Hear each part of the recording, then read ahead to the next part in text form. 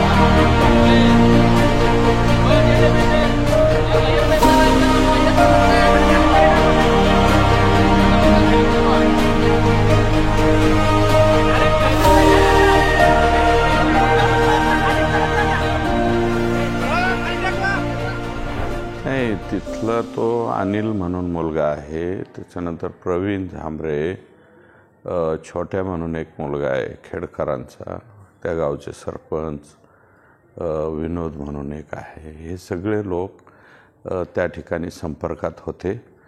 आणि थोडंसं काय आहे की त्यांना आम्ही काल रात्रीपासनं, मी नाही, माझे बंधू देवदास आबा हे त्यांच्याशी कॉन्टॅक्टमध्ये होते।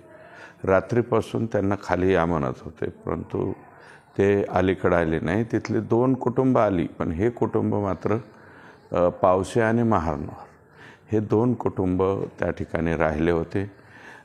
ठीक आहे, शेतकरी आहे, जनावरं आहेत, त्याच्यामुळं काय की माणसाचं स्वतःच्या जीवापेक्षा जनावरावरती अधिकचं प्रेम आहे, हे आमच्या भागामध्ये या ठिकाणी दिसतंय।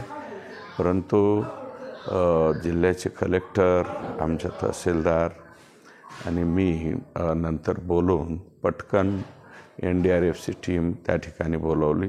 प्रत्यक्षात मला तिथं जाता आलं नाही, परंतु माझे बंधू, पुतण्या, मुलगा, बाकीचे सर्व मंडळी त्या ठिकाणी होती। जवळपास 12 ते 13 लहान मुलं, त्याच्यामध्ये 2-3 आहेत, असे 12-13 लोक रेस्क्यू करण्यात आलेले आहेत। म्हणजे आता एकही माणूस माझ्या मतदारसंघातला, विशेषतः आष्टी तालुक्यातला आणि दोन्ही तालुक्यातला, कोणीही ट्रबलमध्ये नाही। कारण यावेळेस आज जे आहे ते कडा किंवा धामणगाव इकडून येणारं पाणी थोडं कमी होतं, परंतु कांबळी, विशेषतः मेहकरी आणि सीना मात्र अतिशय धोक्याच्या पातळीवर, म्हणजे 27,000च्या पुढं आणि जवळजवळ 15,000 ते 20,000च्या आसपास मेहकरी असा डिस्चार्ज होत असल्यामुळं पाणी लवकर त्या ठिकाणी कमी होत नव्हतं। आणि पूर्वी जेवढं पाणी आलं होतं, मागच्या वेळेस पाणी येताना मेहकरी नदी जी आहे ती लेट त्या ठिकाणी आली होती आणि आजच्या एवढं पाणी सीनामधून जे पाणी आलेलं आहे एवढं पाणी त्यावेळेस आलेलं नव्हतं।